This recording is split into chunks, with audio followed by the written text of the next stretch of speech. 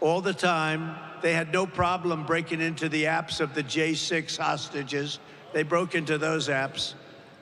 And they could be Iran-based. They could also be something else. But we'll never know until they're opened, and they got to get them opened.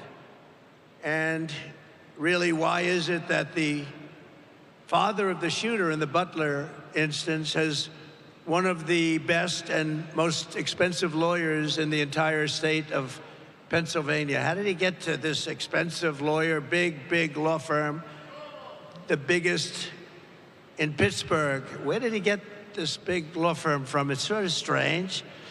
If I were president and a former president and a leading candidate, I'm the leading candidate by far to be the next president.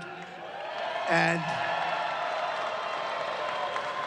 that leading candidate was under threat. If I was president and the candidate was under threat, any candidate, Republican or Democrat, and by the way, I want to thank the Democrats because they just increased funding for the Secret Service, who worked very hard.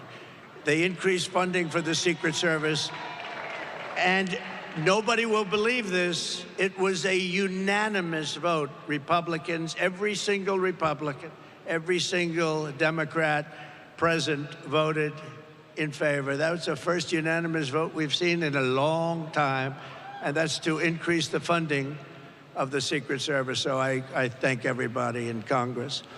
But if I were the president, I would inform the threatening country, in this case Iran, that if you do anything to harm this person, we are going to blow your largest cities and the country itself to smithereens. We're going to blow it to smithereens. You can't do that. And there would be no more threats. There would be no more threats. But right now, we don't have that leadership or the necessary people, the necessary leaders. We have two people, not one. We don't even know who our president is right now. Who is our president right now? We really don't know, but we have two people, not one, that only keep looking. And when you do that, when you just look, trouble always ensues. So it's big trouble for our country. Meanwhile, we have the president of Iran in our country this week.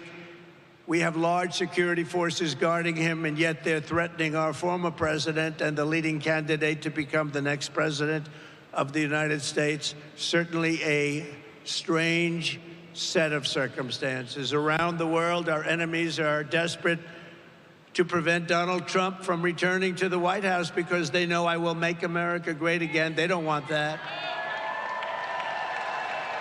4 years ago, our country was feared and respected, and our country will soon be feared and respected again. We have to have that.